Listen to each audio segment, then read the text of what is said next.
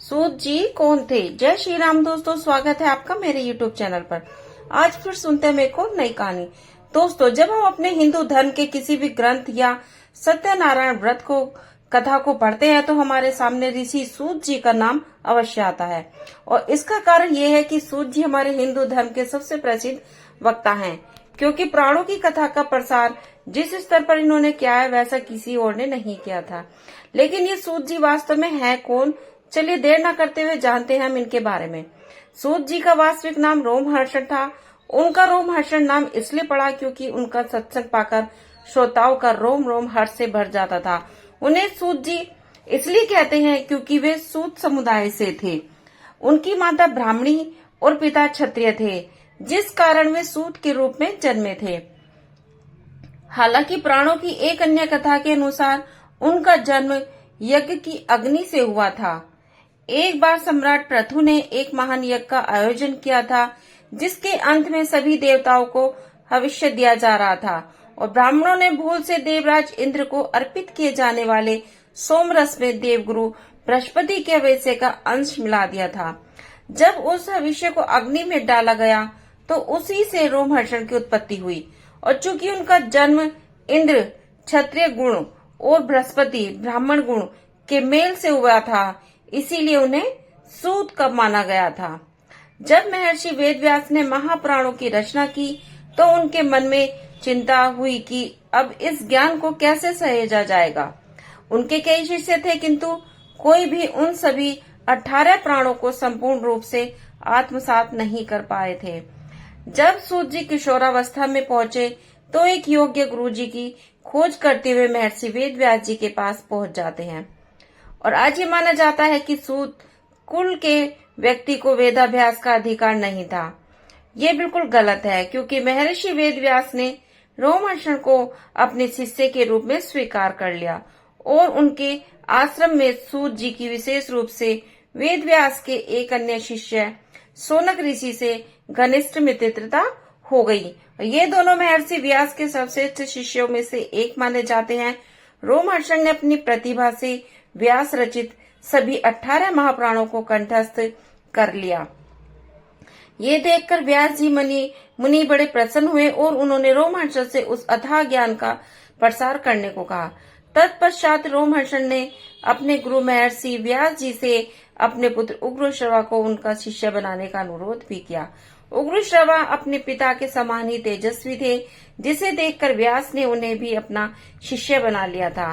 रोमहर्षण सभी वेद पुराणों का अध्ययन तो कर ही चुके थे और वे अधिक ज्ञान प्राप्त करने के लिए परम पिता ब्रह्मा की तपस्या में करने लगे और ब्रह्म देवता ने प्रसन्न होकर उन्हें अलौकिक ज्ञान से परिपूर्ण कर दिया था।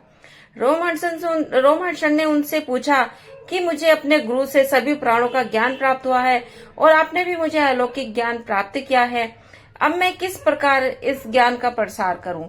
तब इस पर ब्रह्मदेव ने उन्हें एक दिव्य चक्र चलाने को कहा और कि अब तुम इसके पीछे पीछे चलते जाओ और जिस स्थान पर ये रुक जाए वहीं पर तुम अपना आश्रम स्थापित कर लेना और इस ज्ञान का प्रसार करना। तब ब्रह्मा जी की आज्ञा पाकर रोमहर्षण जी उस चक्र के पीछे चलते गए और वो चक्र जाकर नैमिषारण्य नामक स्थान पर रुक गया। नैमिषारण्य की कथा आपको मेरी इससे प्रीवियस वीडियो में सुनने को मिलेगी, जो 88,000 तपस्वियों का स्थल था। इसी स्थल पर भगवान विष्णु ने निमिष आंख झपकने में लगने वाला समय भर में सहस्रों दैत्यों का संहार कर दिया था। इसी कारण उस प्रदेश का नाम नैमिषारण्य पड़ा। उसी पवित्र तीर्थ में रोमहर्ष ने अपना आश्रम स्थापित कर लिया और प्रतिदिन सत्संग करने लगे। कहा जाता है कि उनकी कथा कहने की शैली इतनी रोचक थी कि मनुष्य तो मनुष्य, जीव जंतु भी उससे सुनने के लिए वहां आ जाते थे। उसी स्थान पर वे सूत जी के नाम से प्रसिद्ध हुए। उधर उनके पुत्र उग्रश्रवा भी महर्षि व्यास से शिक्षा लेकर पारंगत हो गए थे। उन्होंने अपने पिता से भी अधिक शीघ्रता से समस्त प्राणों का अध्ययन कर लिया और वे अपने पिता की भांति ही उस ज्ञान का प्रसार करने लगे। एक बार नैमिषारण्य के सभी 88,000 ऋषियों ने महर्षि व्यास जी से अनुरोध किया कि वे उन्हें सभी महापुराणों की संपूर्ण कथाओं से अवगत कराएं। ये सुनकर महर्षि व्यास जी ने कहा कि इसके लिए आपको मेरी क्या आवश्यकता है। नैमिषारण्य में मेरे शिष्य रोमहर्षण जी हैं जो इन सभी कथाओं को सुना सकते हैं। आप सभी उन्हें व्यास पद पर आसीन कर प्राणों का ज्ञान प्राप्त कर सकते हैं। इस पर ऋषियों ने पूछा कि एक सूत को व्यास पद पर कैसे बिठाया जा सकता है। तब ये सुनकर महर्षि व्यास जी ने सभी को तत्व ज्ञान दिया और बताया कि योग्यता जन्म से नहीं बल्कि कर्म से आती है। तब ये सुनकर सभी 88,000 ऋषि नैमिषारण्य लौटे और सूत जी को व्यास गद्दी पर बैठाकर प्राणों का ज्ञान देने का अनुरोध किया।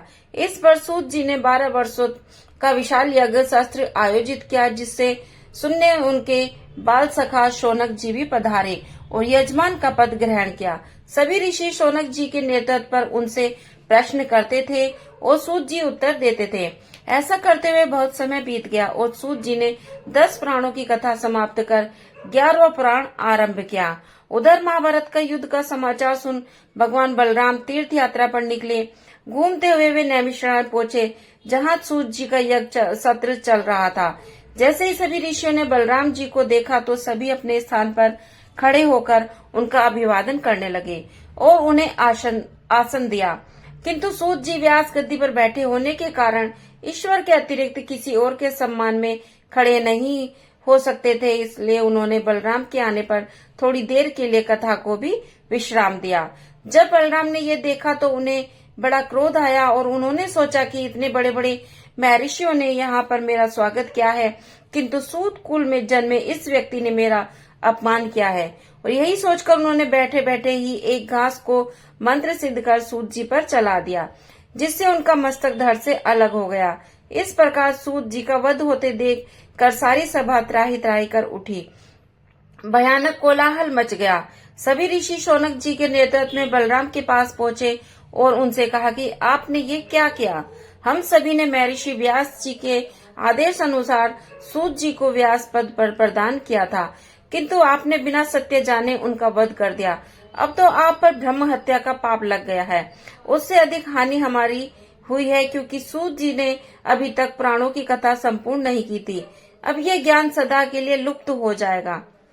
अब बलराम जी को जब सत्य का पता चला तो वे अत्यंत दुखी हुए और उन्होंने महर्षि शौनक के चरण पकड़कर कहा कि अनजाने में मुझसे जो बड़ा पाप हो गया है, आप मुझे इसका प्रायश्चित बताइए।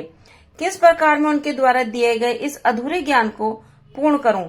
इस पर शौनक जी ने कहा कि आप सूत जी के पुत्र उग्रश्रवा को यहाँ बुलाइए, क्योंकि व्यास जी के अतिरिक्त अब एक वे ही हैं जिनके पास समस्त प्राणों का ज्ञान है। और ये सुनकर बलराम तत्काल शौनक जी के साथ उग्रश्रवा ऋषि के पास पहुंचे और उनसे क्षमा याचना की। वे उन्हें मनाकर नैमिषारण्य ले आए, जहाँ उग्रश्रवा जी ने बाकी 8 प्राणों की कथा सुनाने का वचन दिया। बलराम को इससे थोड़ा संतोष हुआ। उन्होंने पुनः प्रायश्चित के लिए निकलने से पहले सभी ऋषियों से पूछा कि मुझे बताइए कि मैं प्रायश्चित के लिए निकलने से पहले आपका और क्या हित कर सकता हूँ।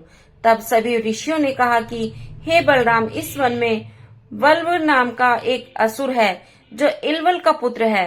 वो सदैव हमारे यज्ञ में विघ्न डालता है और यज्ञ कुंड में अपशिष्ट पदार्थ डाल देता है। कृपया उससे हमारी रक्षा करिए।